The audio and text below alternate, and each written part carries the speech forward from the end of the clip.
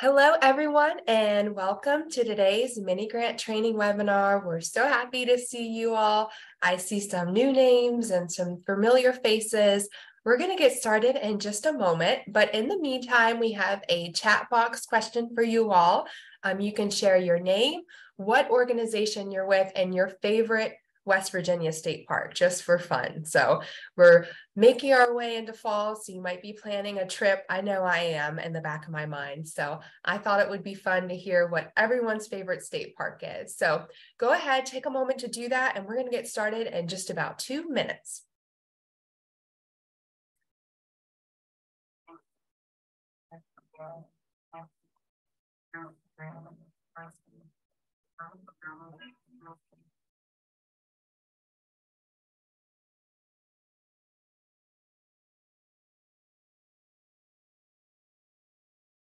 When I wake up in the morning, love,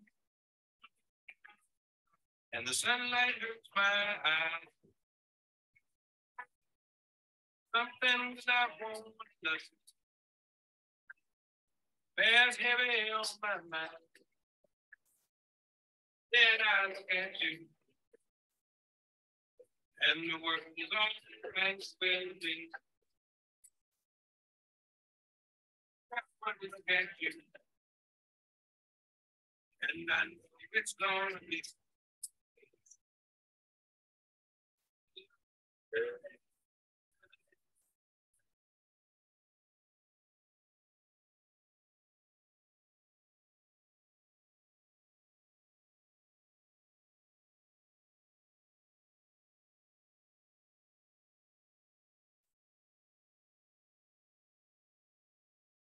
When the day that left ahead of me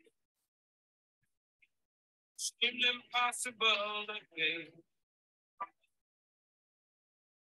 someone else instead of me always seems to know the way.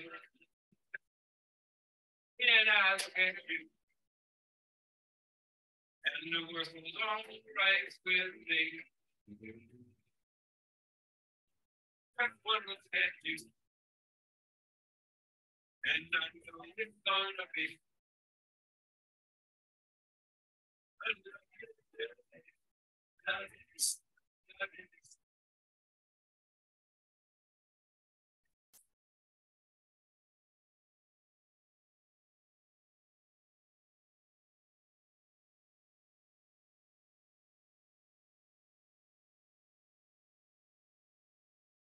On the day that I ahead, seems impossible to fail. And when someone is instead of me. All right, so thank you all. I see all kinds of different groups from across the state, so we're really glad you're here, and hardly any duplicates on the state park front, which just goes to show how many amazing parks we have in our state. And I'm always learning a new one. So maybe you saw a new name in the chat box of a park, and you can Google it after today's call and find somewhere new to visit. So that was just a fun way to start our time together today. We're going to go ahead and get started.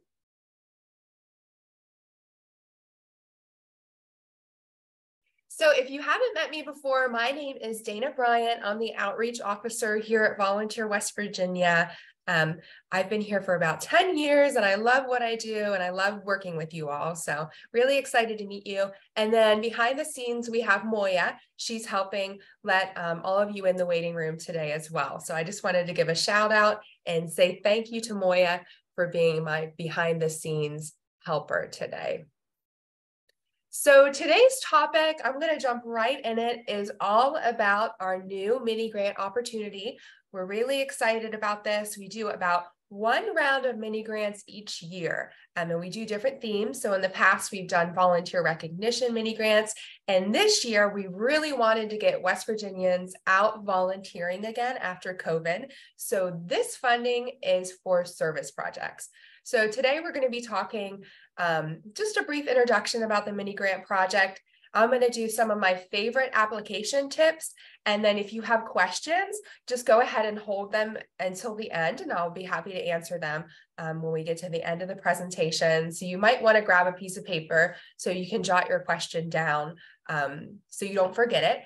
And then this is one of the biggest questions I always get when we do these trainings is about the presentation. So I'll be sending this presentation out after today's call and a recording of today's webinar. So don't worry about that. You'll get the slides and the recording.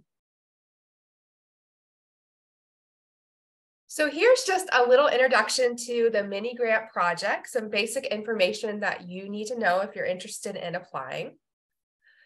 So just to get started, I don't know if you all have realized it, but these days, a little bit of kindness goes a long way. And that's one of our favorite mottos at Volunteer West Virginia is to be kind and volunteering, because sometimes volunteering is just as easy and natural as being kind. So I wanted to spotlight a fun project to get us all in the kind mindset that my brother-in-law shared with me this weekend. This is from his hometown of St. Mary's, Pennsylvania, and they have a new community member. Her name is Rhonda the Rock Snake. This is a new initiative. An anonymous person started Rhonda, and this is in their village square, or I think they call it a diamond. And what happened is someone painted a snake's head and then put the sign up, and they encourage community members to add a rock and paint it. And the purpose of this project is just to share kindness and positivity in their community, kind of the same purpose as this mini grant project. So that's why I wanted to highlight it. And over on the right, you'll see some really cute messages that people have painted on these rocks. And they've collected over 160 rocks as of last Wednesday. So this project has really taken off, just something really fun and easy. And it's bringing the entire community together to rally around Rhonda, the rock snake, to see if she'll go all the way around their village green. So here's some really cool thoughts. I think it's amazing that something as simple as a rock snake can bring an entire community together. And we need more positivity to lift us up. Who knew so much joy could be brought from just painting rocks? So I love this project. I had to spotlight it. And it's the same feeling that we're getting around this mini grant project, which is to bring volunteers together to make a positive impact in their community and to encourage West Virginians to be kind and volunteer. So that's the heart of what this project is about and the reason we are sharing this funding from across the state. So the purpose of this mini grant is to develop new projects in your community. So it's to dream up a brand new volunteer project that you've never done before and have some funding for you to do it. Eligible organizations, and that would be nonprofits, churches, community groups, may receive up to $500 to plan and complete a volunteer project this fall. So September and through October of this year. So this grant is a reimbursement grant. And if you've never heard of that before, what it means is you would do your project and pay for it up front. And then once your project is complete, you invoice us and we will reimburse you for your funding. So that's how this works if you're interested in applying. And you'll submit an invoice for payment after your event has been held. So you need to have a little bit of money up front to do your project, and then we will reimburse you for it. So this is one of my favorite parts, is just to brainstorm different ideas that you could do with this funding. Really, the sky is the limit. What I tell people, most important is that you have to have volunteers to do this project, and it needs to benefit the community. So here's some really nice ideas. So park and trail cleanups are always a very easy project to plan and to partner with in your community, and maintenance. So here we have some volunteers helping out in the New River Gorge National Park and Preserve. They all gather together. So if you wanted to do a park or a trail cleanup, this grant could help you pay for trash bags, gloves, anything that you would need, shovels, rakes, to make your project possible. Some other ideas, and all these ideas are listed on the grant application as well. If you want to go back and look at them or share them with your staff or board of directors, we have them all written down for you in the application. notice of funding. So some of the other ideas that we love are historic preservation projects. I know we have a few AmeriCorps members on the call today.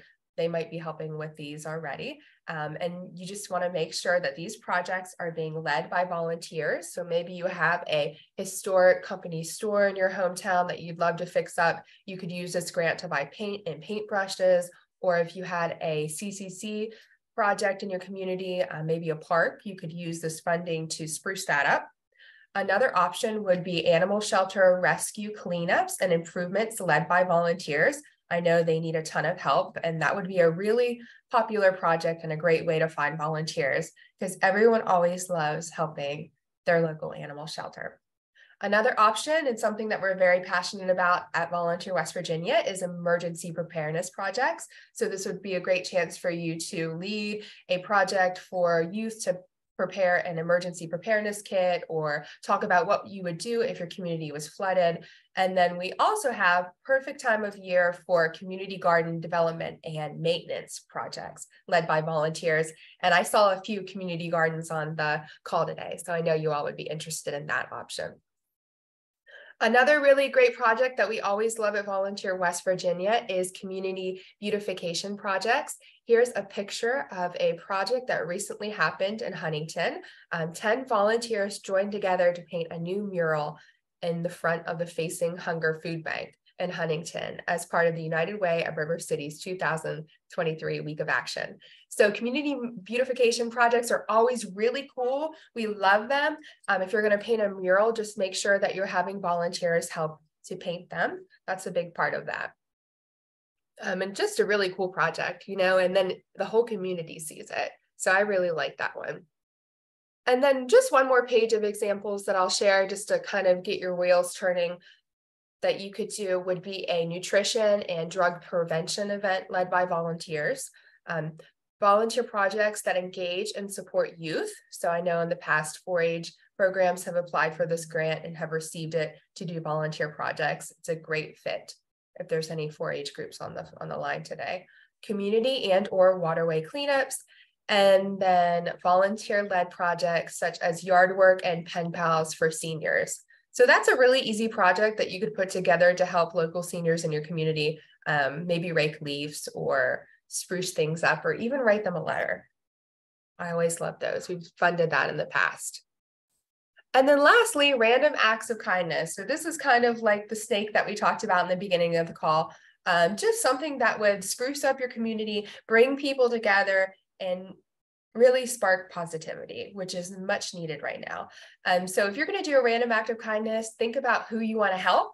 Maybe first responders, your local police department, fire department, EMS would be wonderful to thank. Individuals in recovery, seniors, children in foster care, the sky's a limit. So maybe think of a group in your community that could use a little bit of extra love and use this grant to gather volunteers to lift them up with some sort of random act of kindness. And these are really popular and go really well with our theme of being kind. So now let's get into the nitty-gritty. I'm going to share some of our top application tips that make your application stand out.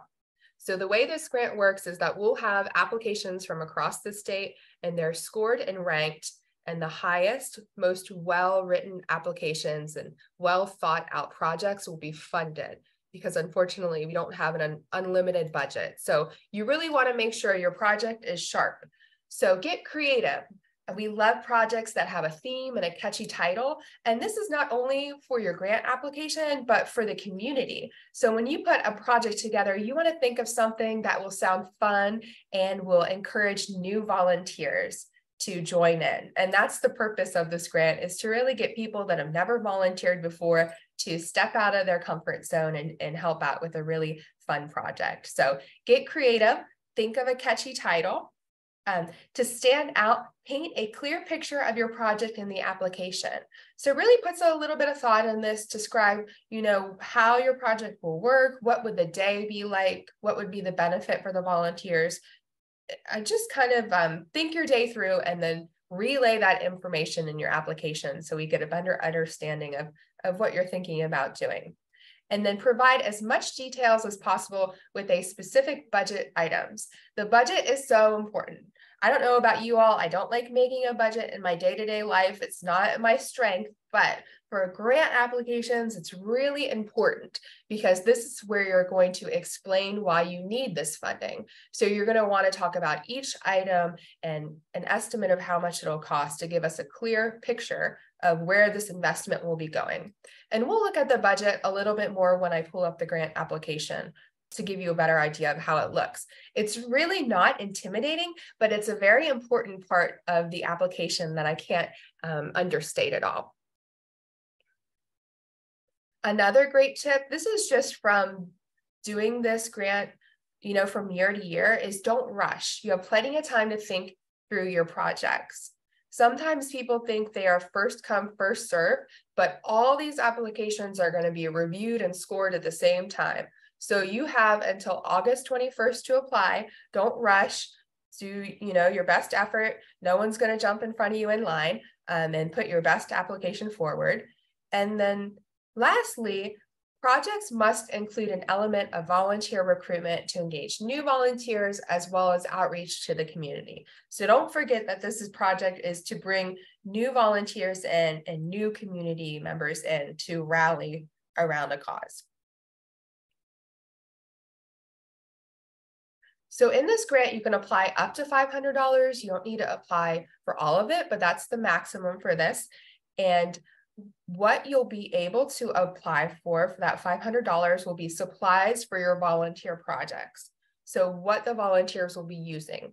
And that would be anything from tools, so shovels, rakes, gloves, if you're doing a trail maintenance project, paint, safety gear for your volunteers, gloves, art supplies, printing, etc. So anything that your volunteers will be using on that day for that volunteer project is what this grant is for.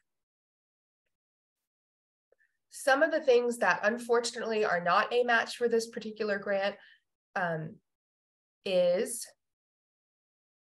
no food or beverages. Unfortunately, we can't pay for a pizza for your volunteers or soda or any snacks they might be eating, or even snacks for example, if your group is doing bags, putting together bags to give out to members of your community, first responders or individuals without homes, we can't pay for snacks for those bags. It's just the way this particular funding works that we have. So no food, beverages, and snacks, no t-shirts for your volunteers or hats. This is not really a swag grant. It's more of a project grant or mileage. So that's something important to consider, that you can't put those items in your budget because they won't be funded. And all the costs need to be necessary and reasonable for the project. So when you make your estimates of what you want to purchase, maybe do a quick Google and see how much these items cost, because we'll check and make sure they line up. And then just to jump back to the first bullet, because I know I skipped over that, the goal of this grant is to develop new volunteer projects. And if you're wondering what that means, for example, if your organization does an annual food drive with volunteers, this isn't really the grant for you. That's a wonderful project, but this is to develop something that's never been done before. Not that you have to conceive a really creative project, but it's new for your organization. So it has to be a new project for the community, and it can't be used for annual and pre-existing volunteer projects and events, general office supplies, and salary. So just something to think about. Here are some important dates and deadlines if you're going to apply for this grant. Applications will be accepted until August 21st. And like I said, all of them will be scored at the same time, so no rush. Organizations will be notified by email by August 31st if you have been funded or if you haven't been funded. You'll receive an email from the grant's email address and we'll let you know about your application. And then all the projects must be completed by November 1st. So you have about 2 months to do this project. You would have the month of September and October to complete it. And that gives you some time to plan and get your event together. And once your project is completed, you're going to send us your mini grant final report and invoice by November 8th. And the mini grant report isn't very long. You will receive that if you are funded. You'll see that report, so you'll know what kind of information you need to collect. And then the invoice, that's very important. That's how you get paid, will be sent at that time as well. And you'll get an invoice template from us to know what to put in to receive your payment after your project is completed. So if you're curious how this grant is reviewed, the Volunteer West Virginia staff will review the application and determine if the project is eligible and approved for funding. So that's how these grants are reviewed. The application must be filled out completely to be eligible for review. So you're going to want to make sure you share everything that's on the form. And then due to limited funds, all projects may not be selected for funding. So not everyone will be selected. We can do quite a few, but we can't do unlimited. So I don't say that to deter you or to drive you away. It's really not a hard application to fill out, but just to set the expectation that unfortunately we can't fund all the projects. So how to apply is you visit our website and you're going to download the notice of funding opportunity, and then you'll find the link to the grant application on page 3. And I'm going to pull that up for you so you all can see what that application looks like. So let me pull this slide down and I will pull up our website so you all get a better idea of what it looks like.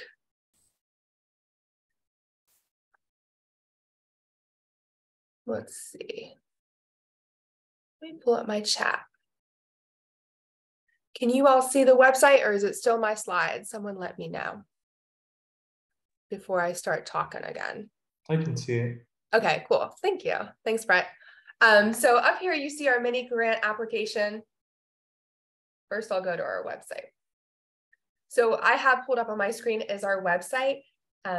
You'll go to our website and then you're going to go to grants and you're going to click on the Volunteer West Virginia mini grants. And that'll take you to everything that we talked about today. And this page really has everything from today's presentation, all the ideas I shared. And to apply, you're going to click here to download the notice of funding, and that will pop up as a PDF like so. And this has all the information, a little bit more in detail, but pretty much the same information as the homepage in this presentation. And you're going to click on page 3. This yellow highlighted section, that's how you submit your application. And it's really easy. It's a Survey Monkey. So now I have the application pulled up on my screen. I hope you all can see it. If someone can't, just say no. Okay, I'm seeing lots of yeses. Thank you. So here's the application, super easy. So the first part is just your contact information. You fill it out, your nonprofit name or your organization name, everything that we would use to contact you. And then we get to this section number 2, estimated date of the project. So you're going to put your estimated date, do the best you can. I know it's hard to pick dates sometimes, but just kind of imagine when it would be. If it needs moved after you're funded, that's fine. It's no big project, no big deal, but all the projects must be completed in September and October. So keep that in mind. You're going to do your location of the project. So if you're in Morgantown, Clarksburg, St. Mary's, New Martinsville, anywhere, you're going to put it there. And then think about the estimated number of volunteers you'd need to complete this project. So maybe 10, 5, just to let us know how many volunteers will be there. And then 5, the title of the project. So think of a creative title, or just a title that'll explain what you're doing. So maybe you're doing the Rock Lake Community Garden Cleanup. That would be your title for your project. And then underneath, you're going to do a summary of the project below. So that's where you paint a really clear picture about your project, what your goals are, what you're going to accomplish. And it doesn't need to be very long, maybe 3 or 4 sentences, just something that would give us a good idea of how you're going to use this funding. And then you're going to describe how will your project benefit the community. So put your thinking cap on. And then you're going to talk about what are your plans for publicizing the project and recruiting volunteers. So you can talk about, we're going to put up flyers at the local library. That's one of my favorite. We're going to call the local Lions Club, invite them to volunteer, call our local women's club, invite them to volunteer. So anytime anyone calls our office and needs help finding volunteers, that's my biggest tip, is to call a local group like a youth club, the 4-H club, and invite them to volunteer at your project. So maybe talk about what kind of groups you're going to reach out to find volunteers.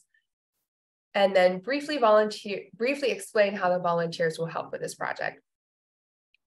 And then the rest is pretty self-explanatory. You're going to say, is this a new project? You're going to want to click yes, because all these will be new projects. And then we do 11, we have a volunteer opportunity listing on our website. So this is just a really great way for you to get the word out about opportunities you're already doing. So we ask if you're on our website, and if you aren't, it'll take just about 5 minutes. So that's a way to get some new opportunities on our website as well. And then what I really want to talk about, because the rest of this is pretty easy peasy, I think, in my opinion, is your budget. And that's kind of one of the essential parts for this project. So you'll see the example budget: work gloves, $100, trash bags, 50, trash pickers, 200. And out of all the grant applications we've received so far, people are doing really good with this. So you're going to want to make sure that you list your items. Paint, $50. Let's say we're painting our local animal shelter. So paint, $50, drop cloths, $40, paint brushes, $50. Actually, paint is quite expensive, so I'm going to make that 200. So that's really important, because this is showing where your funding is going to go. So don't skip your budget. Put a little bit of thought into it. And then the last question will be your total amount requested. And then remember, you can only go up to 500. So you're going to tally that up. If this was my application, my total would be 300. And that's it. And then you click done. You submit your application, and you'll see a page that says your application has been submitted. So that's how you'll know that we've received it. Something else I haven't mentioned is you can do one grant per organization. So one application per your organization, and it's pretty easy. And then we'll receive these and we will review them. So let me share my screen again.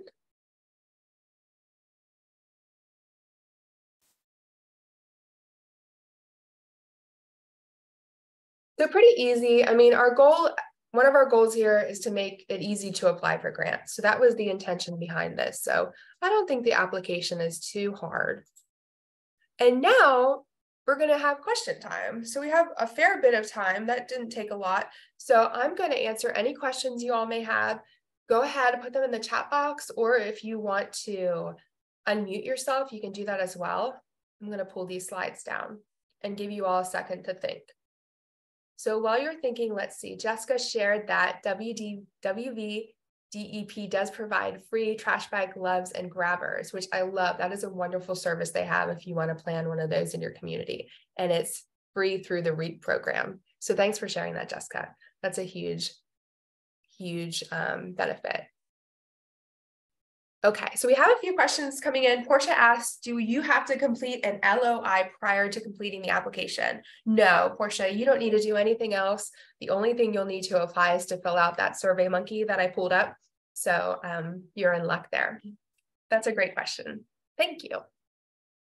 Any other questions?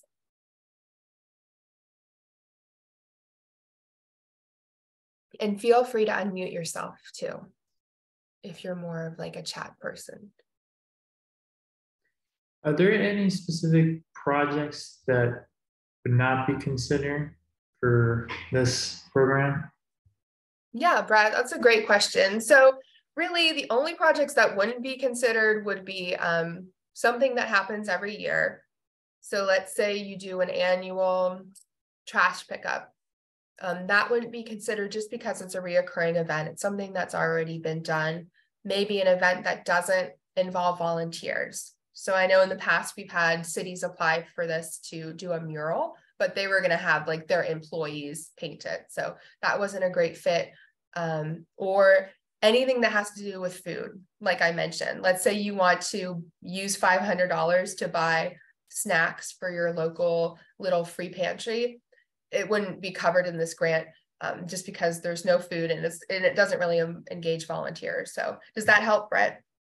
Yeah, it does. Thank you. Okay, cool. Let's see. Bye, Laura. How many grants will be awarded?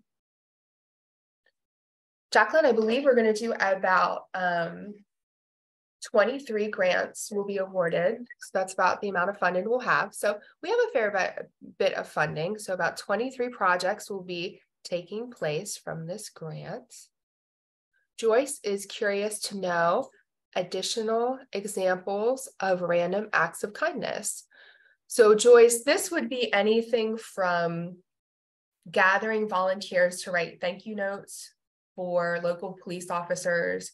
Maybe you gather a group of volunteers to plant flowers in front of a senior center, or you do random acts of kindness and have your volunteers write a nice note and leave them at the town hall for people to take. So there's a lot of really cool random acts of kindness projects. Even that snake project I shared would be pretty neat if you could involve volunteers in that. So there's a lot of really nice random acts of kindness projects that you can look into or Google. I think when I was researching this presentation, I saw a list of 25. So it's really popular now. That's a great way to do a volunteer project. Let's see, Jamie asked, for the county, do you want us to list the county or the organization is based in or where the project will be? Thanks, Jamie. That's a great question. I forgot to mention that. So when you fill out your application, one of the boxes will be county, and that'll be the county where the project will be held. So that's what you would list there. And the reason we do that is each year we try to do volunteer West Virginia funding in all 55 counties. Last year we did, I want to say 52 counties. So when this project's complete, we'll have a list of all the counties that were funded for volunteer projects. That's why we ask you that. McKenna asks, my organization is in need of new plastic for the sides of our greenhouse. Is this material eligible for this grant? McKenna, I would have to read your application, but if you had volunteers installing the new plastic, and if your greenhouse was benefiting the community, it could be a fit. But you would need to make a strong case for it. You know, how your greenhouse is helping the community. Maybe you serve vegetables to senior centers or bags of food. I'm not quite sure. And then explain how the volunteers will help. So it would be about how you would phrase it.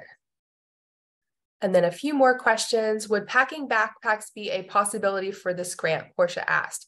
Maybe. Backpack projects are a little bit tricky to fund. You would have to make a really clear, you would really need to explain how volunteers are helping with this, and how many children you would be serving. So let's say it's hard because if you used $500 to buy things for, I want to say 10 backpacks, maybe 2 volunteers would help. So it's not a huge volunteer project. So it just depends on how you would explain that project is what I'm trying to get at with that. Let's see, how many volunteers do you have to be considered a project? That's a great question, Tabitha. There's no maximum and there's no minimum for this. So even if you had 2 volunteers that were doing something really impactful, that would be wonderful. So not only do we look at the number of volunteers, but we look at the number of people that'll be served. And that's kind of what I was getting at with that backpack question as well, is we would look at how many volunteers would help and how many people are being helped. So even if you had, well, okay, I'll stop there. Does the applicant need to be a registered nonprofit? Can an informal neighborhood or community group apply? Edwin, that's a really good question. I would have to look into that and let you know. Moya, do you know that off the top of your head? I don't know. They would have to have some sort of identity, I think, because who would we reimburse? We don't normally reimburse individuals, because, you know, we wouldn't send a check to Dana, but to Dana's organization, who would then reimburse Dana had she been the one to make the expenditures. So that could be tricky. That's a good point. Yeah. So Edwin, if we had somewhere to send your check, if you're an informal group, maybe you partner with a nonprofit, close by and do a partnership. So we could send that check to your local FRN, but it would be for your project. So we'd have some way to have financial tracking system to do that. It would be my recommendation. Let's see, I have about a few more questions and we still have plenty of time. So Crystal is interested in honoring the local firefighters and EMS in the county. I love that. Her original idea was to provide snacks for them since they are all volunteers. Oh, she was looking for a different grant that would address purchasing snacks for the local EMS. So she wanted to pack snack bags, but unfortunately this grant doesn't cover that. So if anyone has an idea for Crystal, I would love that. And Crystal, maybe you write them really nice notes or go to a local childcare center and have them color pictures of police officers and explain why they're so important and help our community. So even if you can't do snacks, there might be another way for you to do something nice for them because they really do deserve recognition, even if it's not a nice snack. Tammy was asking, would the money for this grant be used to purchase age-appropriate books for the participants that we serve if we had volunteers come and read the books and pass copies of the book to the children in attendance? Yes, love that. Great idea. That's next level. So you buy the books and then you're going to read it. I really like that. That's a great idea, Tammy. All right, Casey Gilbert, she asked, we are interested in installing another Born Learning Trail as a potential project. It's not something we do on a regular basis, but we have done it before. Would it be ineligible as it is not new? I want to say yes, because this is to do brand new projects, which I hate, but maybe you could find a spin on it. But this is to do something brand new, so people can try a brand new volunteer opportunity. So I don't think that would fit, Casey. I hate that. But I know you'll think of something else because you're super creative. All right, just a few more questions. Pam was asking, our local Head Start is considering the snake idea. Would we be able to partner with them and apply for this grant in our organization name? Absolutely. I love a partnership. So kind of what we were talking about, the neighborhood association, you could definitely partner with another group for this project, and we encourage it because then you're getting more people on board.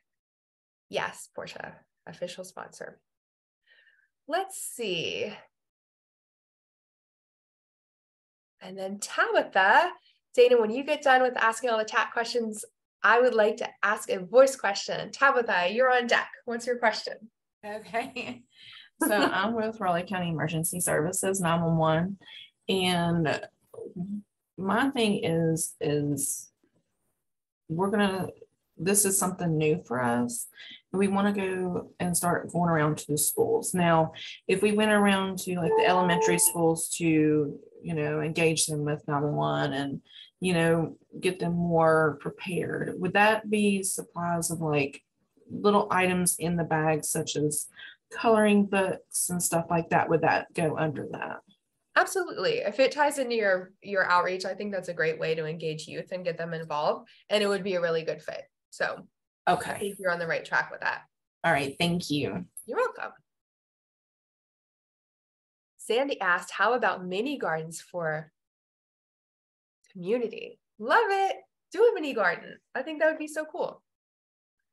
I can't believe I made it to the end of the list. Any more questions, or does anyone want to unmute themselves?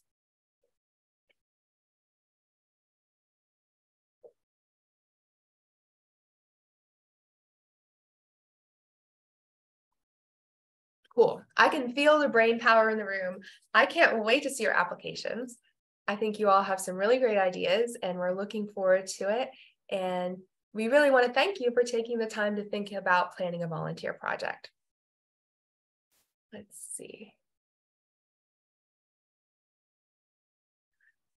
Pam had a great question. I'm sure some of you have similar questions. She asked, we give books away at several community events. Since we have done this for quite a while, would this be available since it's an ongoing project? Pam, no, this wouldn't be the perfect fit for it, but maybe you want to think of a new place you want to give books away. Maybe you branch out to a new community event and make a new title. would be a really interesting way to do it. So we just talked about first responders, but maybe you want to give away books to a local children's group about first responders, have them visit. I think I already had that idea, but maybe just take that idea, tweak it a new way, and then that would be a good fit. Let's see, Joyce said, I work with 3 local organizations. Can we run ideas past you before submitting our application? Absolutely. If you all have any questions, you can email your ideas and run them by us before the 21st when they're due. I'm going to put that email address now.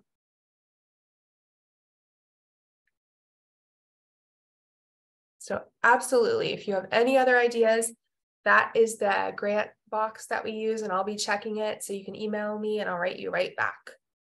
Let's see.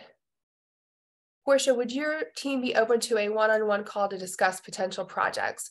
If you have any ideas, Portia, I would just recommend emailing. We're not really setting up consultations for this particular grant. A lot of our bigger grants we do, we'll meet and do one-on-one, but this is such a little grant that we don't really do that. So if you have ideas, just email us and I'll write you right back to you in the right direction. All right. Any other questions? These are awesome. You're welcome. Okay, cool. Well, thank you all so much. I think this call has gone really well. Make sure you copy our email address. If you have any questions before the grant application is due, email me and I will write you right back. And thank you for joining in and being kind. And I will see you all soon. Thank you. You're welcome.